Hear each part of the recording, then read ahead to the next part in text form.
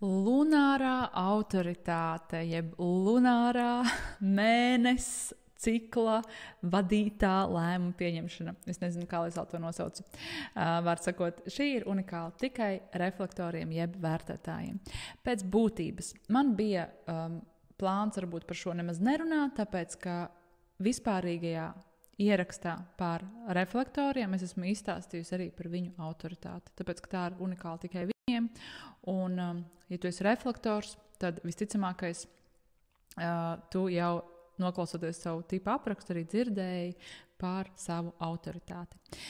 Bet, tā kā es tomēr esmu nospiedusi ieraksta pogu, tad es pateikšu arī kādu vārdu par šo, ja nu kāds grib tiešām tā īpaši atsevišķi un specifiski noklausīties tieši par šo lunāru autoritāti.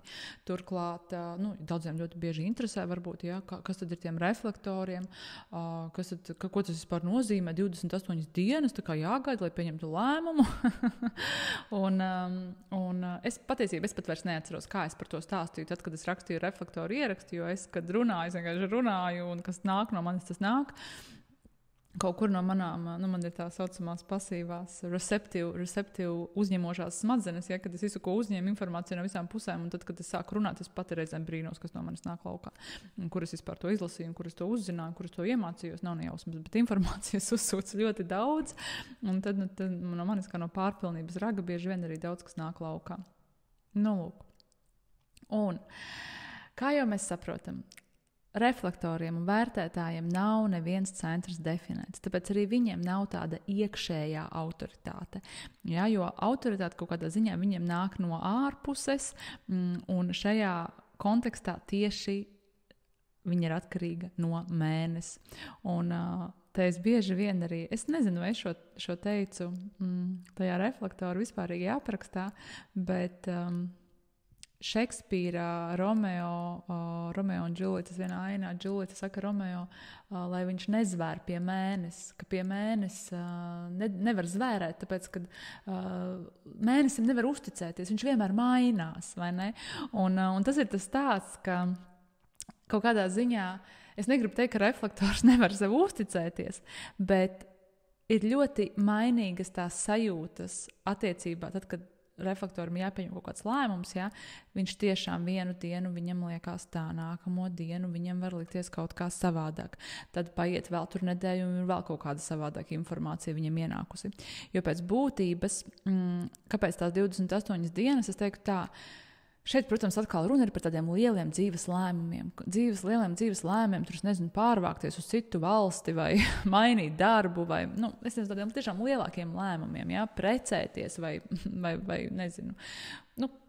Kas kuram ir tie lielie lēmumi? Pirkt māju, nepirkt māju, pārdot māju, Un ir vajadzīgs laiks, lai tā kā tiešām tiktu skaidrībā. Un es teiktu, ka droši vien ir ļoti izaicinoši tad, kad reflektors ir kopā ar kādu, kas savā lēmuma pieņemšanā ir daudz straujāks.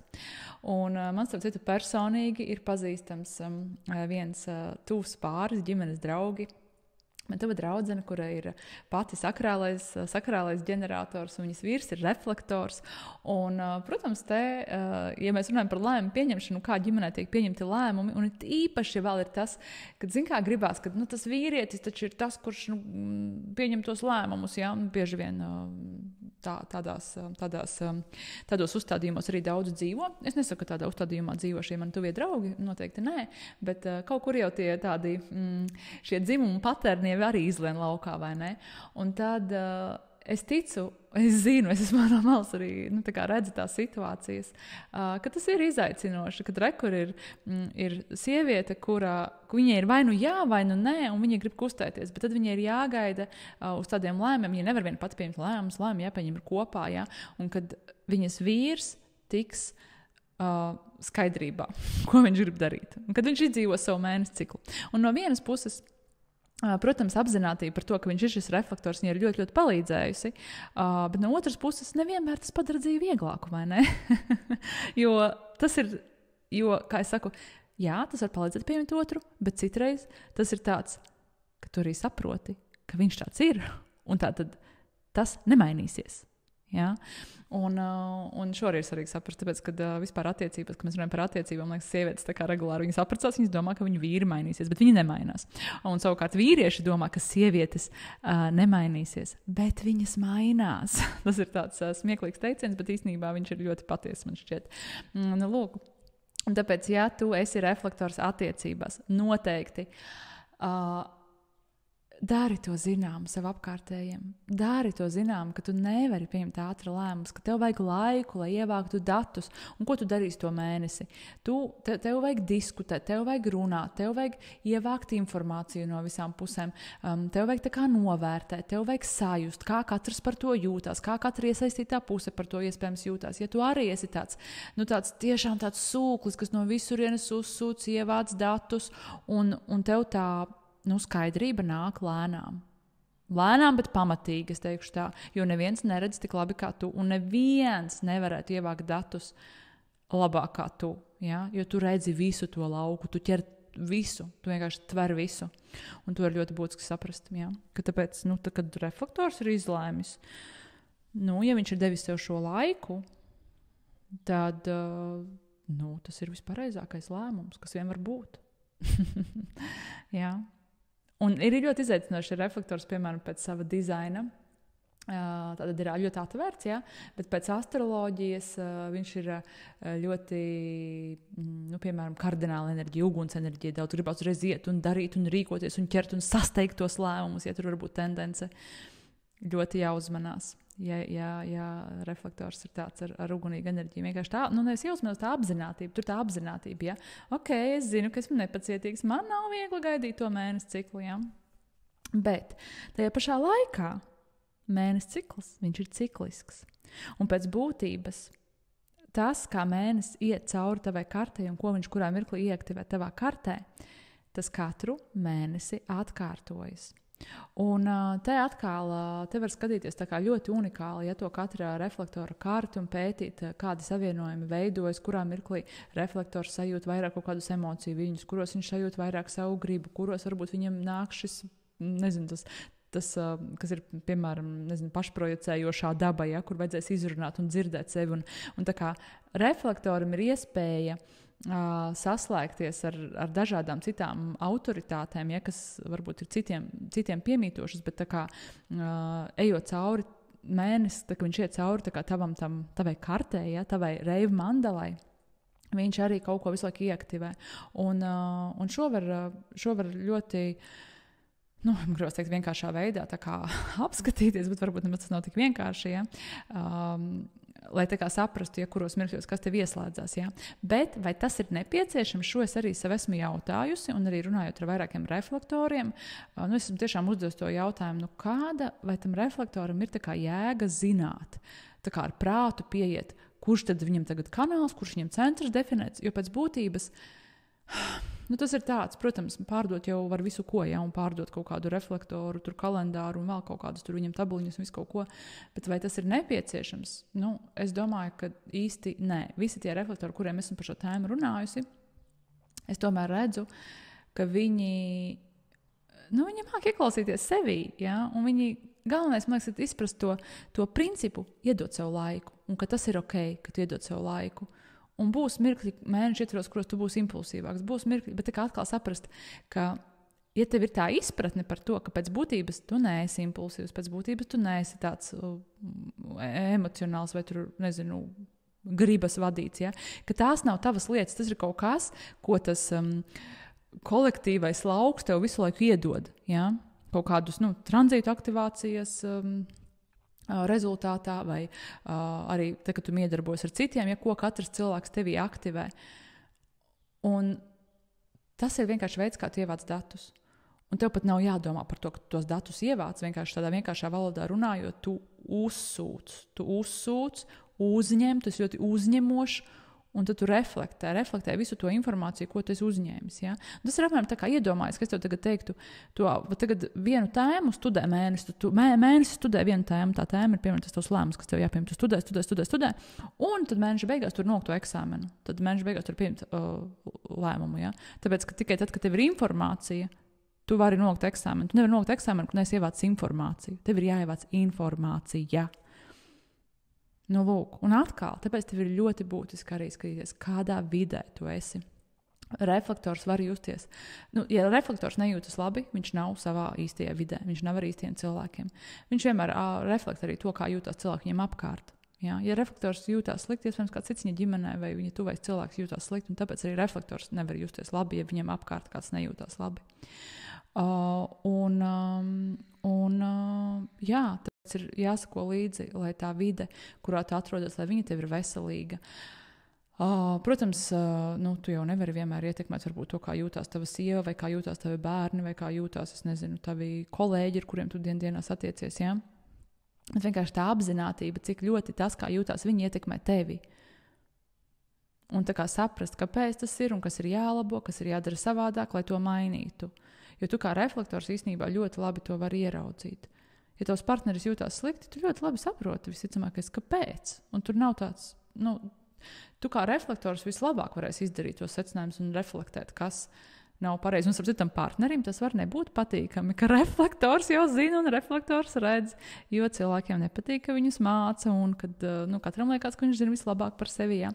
Bet reflektori tiešām ļoti labi sajūt cilvēks. Un es domāju, katrs, kuram ir dzīvē paveicies būt kopā ar reflektoru, un ja reflektors ir tev tuvs draugs vai tavs vīrs vai sieva vai bērns, iedomājies, cik vietas cilvēks tev ir līdzās, un viņš tev tik ļoti daudz ko parādīt un iemācīt. Viņš tev tik daudz ko var reflektēt par to vidi, kurā viņš atrodas. Jā. Tāpēc, respektīvi, reflektors vienkārši tver lauku, un vienā mirklī viņam būs tā iekšējā zināšana. Vienkārši tā iekšējā zināšana viņu, tā kā tāds caurstrāvos, tik neizbēgami, jā. Un viņš zinās, šis ir pareizais lēmums. Un varbūt beigās tas būs pārsteigums viņam pašam, kādu lēmumu viņš pieņems. Jo, reflektoram arī jāļauj, ka dzīve viņu pārsteidz.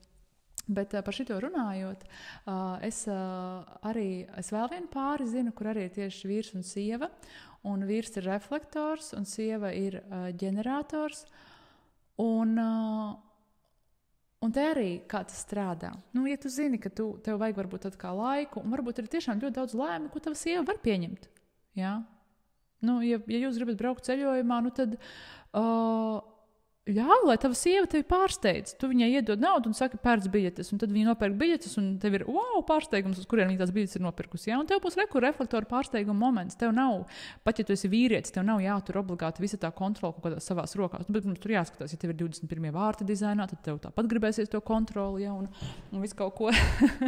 Tā kā tur atkal kādas visi iet kopā, bet lielos vilcienos arī, tā kā skaties, kuri tiešām ir tie lēmumi, kas ir tev jāpieņem, un kur lēmums var pieņemt tikai tavs otrs partneris, un partneris, kurš varbūt tajā lēmuma pieņemšanā ir daudz ātrāks. Ja? Un noteikti ir tāda lēmuma, ko var pieņemt partneris. Un tāpēc arī tam partnerim, kurš zina, es esmu tas, kurš šajā ģimenē var ātrāk pieņemt lēmumus, viņam arī vajag dot sev to atļauju, ka tas ir ok, ka tu kaut kādus lēmumus pieņem, pārsteidzot savu dzīves biedru. Ja? Tālūk, varbūt tas nemaz nebūs nepareizi. Bet you never know until you try. Tā kā tev ir jāpamēģina un jāskatās, un tad jāizdara pašam savu secinājumu, kuru reizi pārsteiguma efekts bija ok, un kuru reizi tas bija tā kā pārāk nesaskaņots lēmums, un ka tas nebija ok. Ja? Bet katrā gadījumā reflektoram, viņam arī vajag laiku vienam pašam. Ja tu esi reflektors, tu jau to zini, ka tev vajag attiet no citu cilvēku auras, no citu cilvēku enerģijas. Un ja tu esi sieviete reflektors, tad es noteikti aicinu tevi iepazīties ar vispār ne tikai ar mēnesi ciklu. Un es pat teiktu, kad es runāju par mēnesi, es patiesībā es neskatītos tā ļoti skrupulozi, kā to dara klasiska cilvēka dizainā, par tiem visiem vārtiņiem, kas ar ko satiekās, kādus kanālus veido. Es vairāk tiešām skatītos uz mēnesi, kā uz mēnesi fāzēm, kurā mirklī mēnesis dilst, kurā mirklī viņš aug, kad viņš ir pilns, kad viņš ir jauns, kā tas tevi ietekmē. Un uz tavu ciklu, ja tu esi sieviete. Ja tu esi sieviete, tad noteikti skaties uz ciklu. Tāpēc, kad sievietes cikls ļoti saistīts ar mēnesi ciklu. Un, ja tu klausīsies, ja tu izpratīsi savu sievietes ciklu, mācīsies tajā ieklausīties, tas arī tev ļoti daudz ko pateiks priekšā. Tas norādīs, kurā mirklī tu varbūt vari vairāk uzticēties tam saviem lēmumiem, kad tu vari iet un darīt, ka tev ir vairāk jaudas un kad tev ir vispēcīgākā intuīcija un ka tu vislabāk vari sajust, kas ir pareizais tieši tev, kas ir starp citu sievietes cikla pirmās dienas, kad ir vispēcīgākā intuīcija. Ja? Tā kā tas noteikti var nākt tev ļoti, ļoti, ļoti par labu. Nu tālūk. Katrā ziņā tas gala rezumē būtu klausies sevī un dod sev laiku šajā steidzīgajā pasaulē, dod sev laiku, un tas viedums, tā gudrība, kas atnāks ar to laiku, ko tu būsi iedevis, tas ir kaut kas neatsverams. Jo ilgāk tu ievāc datus, jo vairāk tu vari iedot beigās, izdarot to pareizo lēmumu visai tai kopienai, kurā tu esi. Tālūk. Tā kā paldies, ka noklausījies, noteikti padalies, kā tev izdodas dzīvot saskaņā ar mēnesi, vai tu vispār esi aizdomājies pirms uzzināji par to, kad esi reflektors, par to, cik ļoti tevi ietekmē mēnesis un vispār kā citu cilvēku viedokļu tevi var ietekmēt. Un varbūt padalies savā pieredzē vienkārši, kā tev iet ar lēmumu pieņemšanu dzīvē. Un ja tu par savu dizainu jau zini kādu laiku, parasti reflektori ātri tā kā uzzina, ka viņi ir reflektori, viņiem ļoti ieinteresē šitais, jo viņi ir tie retie dimantiņi, ja. Vienkārši padalies komentāros par to. Varbūt es nezinu, kas ir tavi tā kā izaicinājumi vai vairāk tieši par to, lai citus iedrošinātu, ja, ka tā var, ka tu vari to lēmumu izsvērt arī 28 dienas, un ka tā var, un viss sanāk baigi forši galu galā, un neko savā dzīvē nevar nokavēt. Mums vajag tos iedrošinošos stāstus vairāk, vai ne? Tā kā noteikti padalies. Un tie, kuri vēl grib saprast, kā to labāk likt lietā atkal, reflektori atradīs reflektorus, un neviens nevar iedvesmot otru labāk kā sava tipa pārstāvis, man liekas, ja daloties savā pieredzē, izdzīvojot savu tipu. Tāpēc arī man tik ļoti patīk vienmēr runāt ar manifestoriem, jo, kurš sapratīs manifestoru labāk kā kāds, kurš ir manifestors? Kurš sapratīs projektoru labāk kā kāds, kurš ir projektors? Kurš sapratīs reflektoru labāk kā kāds, kurš arī ir reflektors? Ja? Tā tas vienkārši strādā. Vēlreiz paldies, ka noklausījies, un priecāšos par jebkādu atgriezenisko saiti, un noteikti padalies ar šo info, ja pazīsti vēl kādu reflektoru. Jo man šķiet, ka šiem retajiem dimantiem noteikti ir jāuzzina, cik īpaši viņi ir. Paldies!